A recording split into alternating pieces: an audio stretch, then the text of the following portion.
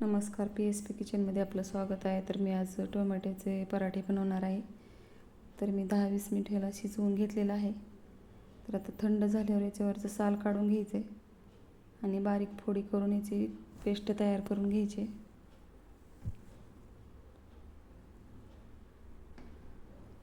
चवीनुसार मीठ टाकायचे.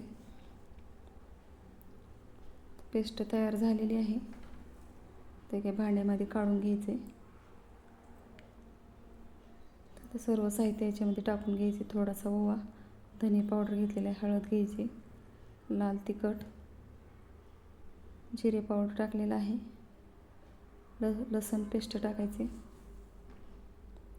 तर गव्हाचं पीठ थोडं थोडं करून मिक्स करून घ्यायचं. याच्यामध्ये थोडंसं ज्वारीचं पीठ टाकलेलं आहे, बेसन पीठ टाकायचे 4 चमचे, थोडीशी कोथिंबीर टाकायची,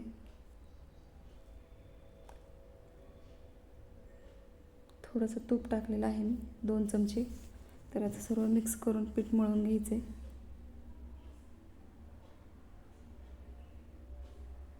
पीठ मळून झालेलं आहे. थोडंसं पीठ बाजूला काढून मी याचा उंडा तयार करून घेत आहे. तर आता लाटून घ्यायचं आहे आपल्याला पराठा.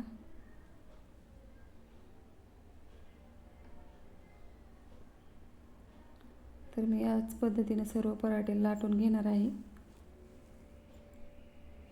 तूप किंवा तेल लावून तुम्ही भाजून घेऊ शकता. तर मध्यम गॅसवर मी पराठे भाजून घेत आहे.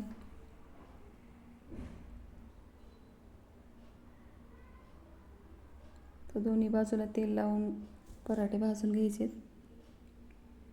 याच पद्धतीने सर्व पराठे मी तयार करून घेत आहे. तर एकदम छान असा भाजलेला आहे.